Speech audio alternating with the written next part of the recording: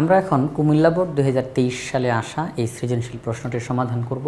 আমাদের এই সৃজনশীল প্রশ্নটির উদ্দীপকে বলা হয়েছে P of X equal two x cube minus 4x square plus x plus 6, এটা একটা তথ্য দেওয়া উদ্দীপকে।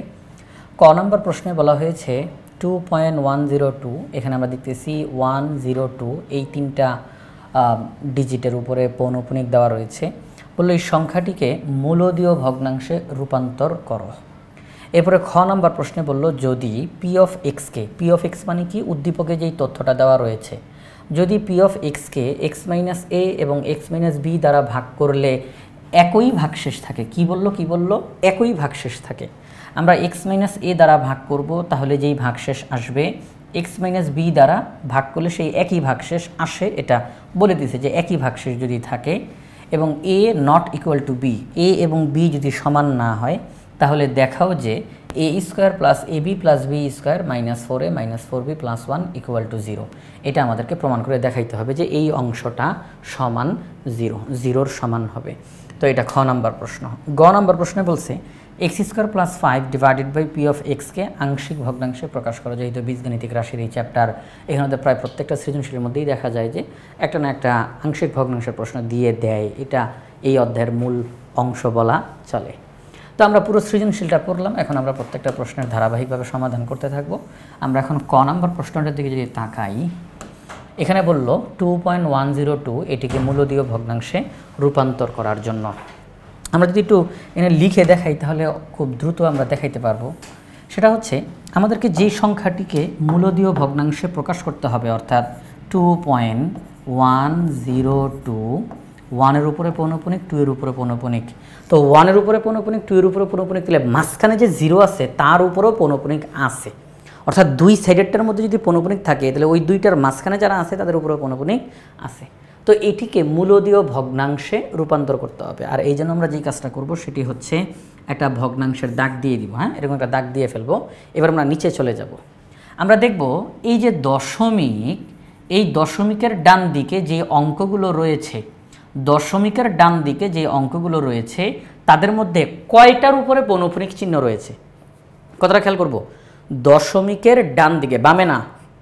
আর পৌনঃপুনিক দশমিকের বামে থাকেও না, পৌনঃপুনিক শুধুমাত্র দশমিকের ডানেই থাকে। তাহলে আমরা দেখব দশমিকের ডানে যে অঙ্কগুলো আছে সেখানে কয়টার উপরে পৌনঃপুনিক আছে। আমরা দেখতেছি এখানে 3টার উপরে পৌনঃপুনিক। আমি আবারও বলতেছি 0-র উপরে কিন্তু পৌনঃপুনিক আছে, কিন্তু তাহলে এখানে 3টা অঙ্কের উপরে পৌনঃপুনিক আছে। যতগুলো অঙ্কের উপরে পৌনঃপুনিক ততটা 9 দিতে হবে এই হরের মধ্যে। কোথায় কোথায়? হরে। দশমিকের ডানে যতগুলো অঙ্কের উপরে পৌনঃপুনিক চিহ্ন থাকবে এখানে হরের মধ্যে ততগুলো 9 অর্থাৎ 9 লিখতে হবে। এবার আমি দেখব দশমিকের ডানে পৌনঃপুনিক ছাড়া কয়টা অঙ্ক আছে। আমরা দেখতেছি এখানে দশমিকের ডানে পৌনঃপুনিক ছাড়া কোনো অঙ্ক নাই। পৌনঃপুনিক ছাড়া কোনো অঙ্ক নাই দশমিকের ডানে। আচ্ছা, তাহলে আর কিছু করতে হবে না।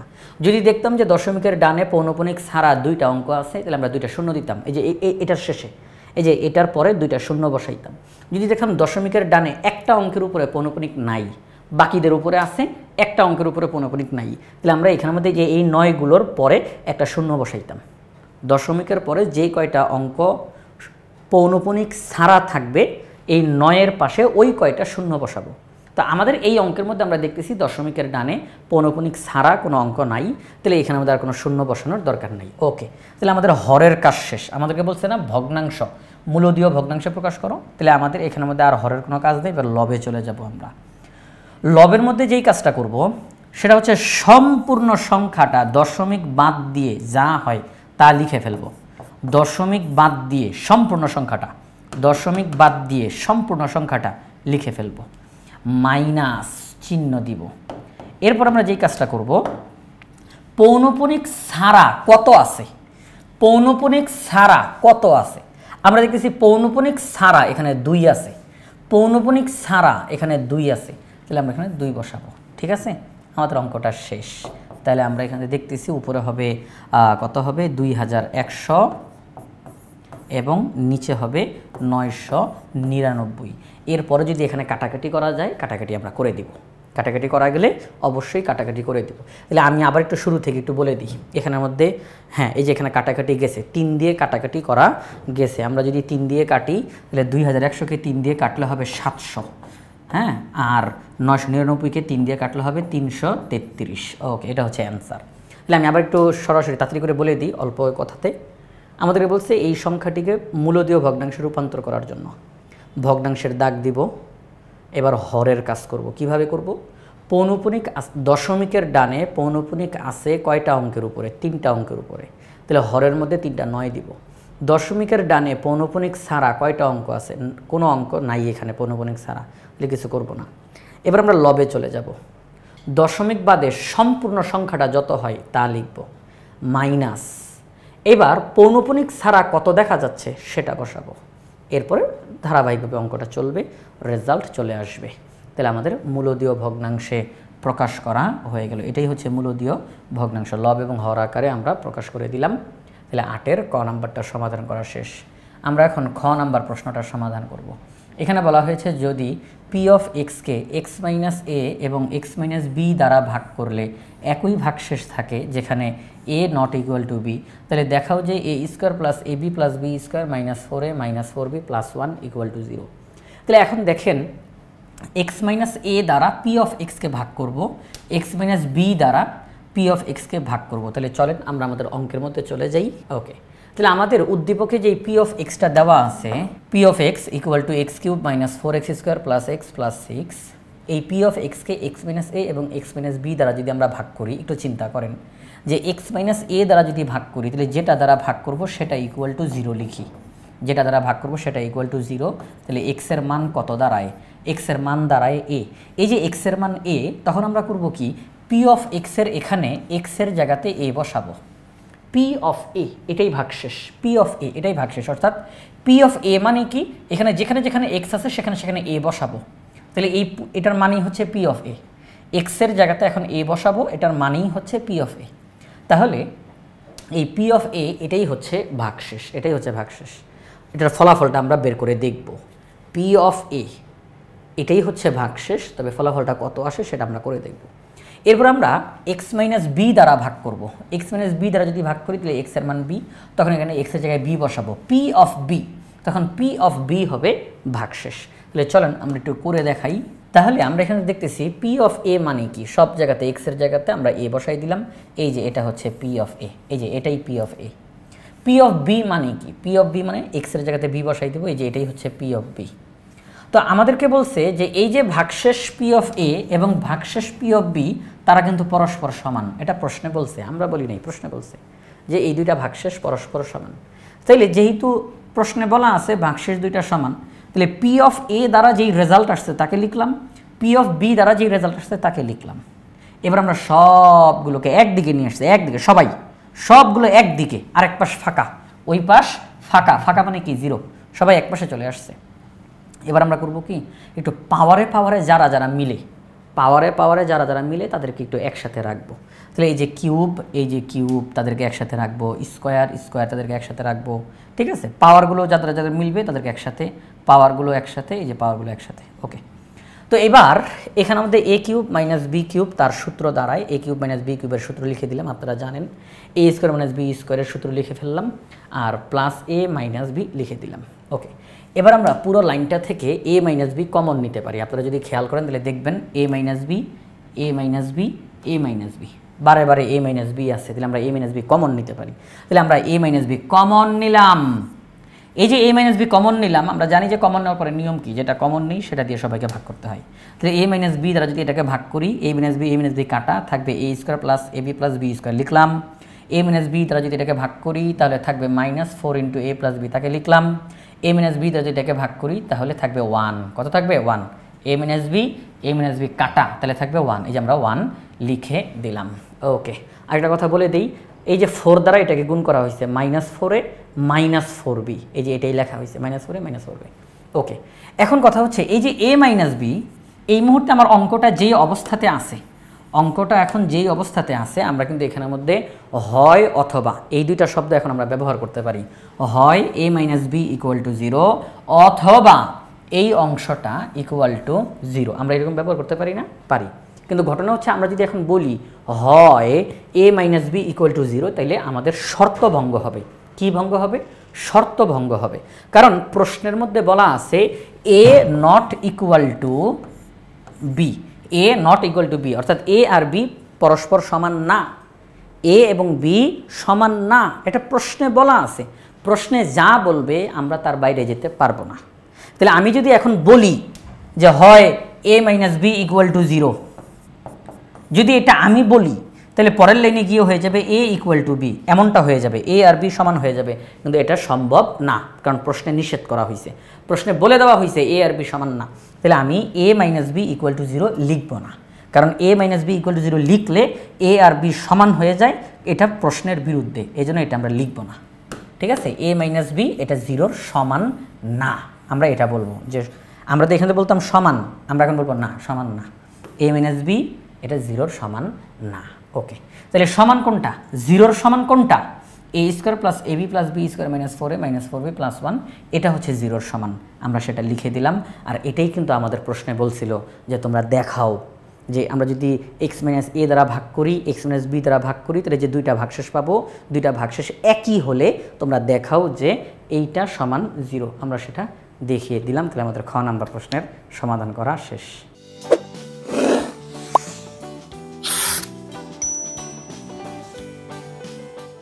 আমরা এখন 8-এর গ নাম্বার প্রশ্নটা সমাধান করব। আমাদের প্রশ্নতে বলা হয়েছে X square plus 5 divided by P of এক্সকে আংশিক ভগ্নাংশে প্রকাশ করো। তাহলে এই যে পি অফ এক্স, এটা কিন্তু আমাদের উদ্দীপকে বলা রয়েছে, আমরা সেই মানটা এখানে বসাবো, তারপরে আংশিক ভগ্নাংশে প্রকাশ করব। তাহলে আমরা 8-এর গ নাম্বার সমাধানে চলে যাই। আমরা এই সমাধানগুলো করতেছি ইজি হায়ার ম্যাথ বই থেকে। দেওয়া আছে P of X equal two x cube minus 4x square plus x plus 6। তো আমাদেরকে প্রশ্নে যেই রাশিটা দেওয়া আছে, যার সমাধান আমাদেরকে মূলত করতে হবে, X square plus 5 divided by P of X equal to P of এক্সের যেই মান সেটা আমরা এখানে বসালাম। এবার যে বিষয়টা x cube minus 4x square plus x plus 6, এইটার আমরা উৎপাদকে বিশ্লেষণ করার চেষ্টা করব, এটাকে আমরা আরও ভাঙার চেষ্টা করব। তো সেটা যদি একটু লিখে দেখাই আপনাদেরকে, তাহলে একটু দ্রুত দেখানো হয়ে যাবে আর কি, এখানে বলার চাইতে লিখে দেখাইলে আরও দ্রুত হয়ে যাবে, এটা দেখাই। তো এখানে লেখা আছে x cube minus 4x square plus x plus 6, এটা প্রথম লাইন, এটা আমরা একটু লিখে দেখাচ্ছি, এটা প্রথম লাইন। দ্বিতীয় লাইনটা আমরা ফাঁকা রাখবো, 3 নম্বর লাইনে আমরা যাব। আমরা x cube minus 4x square plus x plus 6 এইটার একটা উৎপাদক বের করার চেষ্টা করব, আমরা ক্যালকুলেটর ব্যবহার করে উৎপাদক বের করতে পারি। তো এটার আপনারা ইতিমধ্যে উৎপাদক বের করার সিস্টেম জানেন সবাই, ক্যালকুলেটর ব্যবহার করে খুব সহজে বের করে ফেলা যায়। তো এটার একটা উৎপাদক আমরা দেখতেছি এক্স প্লাস 1, তাহলে আমরা বলতে পারি এটার একটা উৎপাদক হলো এক্স প্লাস 1। এই যে এক্স প্লাস 1 এটার একটা উৎপাদক, আমরা এই উৎপাদকটাকে কয়বার লিখব? আমরা এই উৎপাদকটাকে লিখব চলকের সর্বোচ্চ পাওয়ার যত, চলকের সর্বোচ্চ পাওয়ার যত এই উৎপাদকটাকে আমরা ততবার লিখব। হ্যাঁ, ততবার লিখব। তাহলে একবার লিখলাম, দুইবার লিখলাম, এরপরে 3বার লিখলাম। যেহেতু এখানে এক্সের পাওয়ার 3 এবং এই পাওয়ারটাই সবচেয়ে বড়, এই জন্য আমরা এক্স প্লাস 1কে 3বার লিখলাম। এবার আমরা এক্স প্লাস 1 এখানে কত দিয়ে গুণ দিলে এক্স কিউব হবে? মানে আমরা কিন্তু জানি, দেখেন এই লাইন, এরপরে কি লিখছি? সমান চিহ্ন দিছি, যে এটা যা পরের লাইন তা, এটা যা পরের লাইন তা, অর্থাৎ মানের কিন্তু কোনো পরিবর্তন ঘটবে না, একটু চেহারার পরিবর্তন ঘটতে পারে, চেহারার পরিবর্তন ঘটবে, কিন্তু মানের কোনো পরিবর্তন ঘটবে না। আমরা এখানে কত দিয়ে গুণ দিলে এক্স কিউব পাবো? আমরা যদি এক্স স্কোয়ার দিয়ে গুণ দিই তাহলে আমরা এক্স কিউব পাবো। এক্স স্কোয়ার গুণ দিলে এক্স কিউব, তারপরে প্লাস এক্স স্কোয়ার। আচ্ছা, তো এক্স কিউব না হয় মিলে গেছে, কিন্তু প্লাস এক্স স্কোয়ার কি মিলছে? না, এখানে আছে মাইনাস 4x স্কোয়ার, কিন্তু আমরা লিখছি প্লাস এক্স স্কোয়ার, তাহলে এটা ঠিক করা দরকার, আমরা লিখব মাইনাস 5x স্কোয়ার। যদি আমরা একটু হিসাব নিকাশ করি, এখানে x square minus 5x square হিসাব করলে কিন্তু মাইনাস 4x স্কোয়ার হয়। আচ্ছা, ঠিক আছে। এবার এই যে আমি যে অতিরিক্ত মাইনাস 5x স্কোয়ার এই জিনিসটা যে মাত্র লিখলাম, এখানে কত দিয়ে গুণ দিলে এটা হবে? আমরা যদি মাইনাস 5x দ্বারা গুণ দিই তাহলে কিন্তু এটা পাবো। মাইনাস 5x দ্বারা গুণ দিলে minus 5x square minus 5x। আচ্ছা এই যে -5x এটা কি ঠিক আছে? এখানে আছে +x কিন্তু আমরা লিখছি -5x, ঠিক নাই, ঠিক করা দরকার। +6x লিখলে ঠিক হবে। এই যে আমি যে মাত্র +6x লিখলাম, এখানে কত দিয়ে গুণ দিলে এটা হবে? আমরা যদি 6 দিয়ে গুণ দিই তাহলে এটা হয়। 6 দিয়ে গুণ দিলে 6x, 6 একে 6।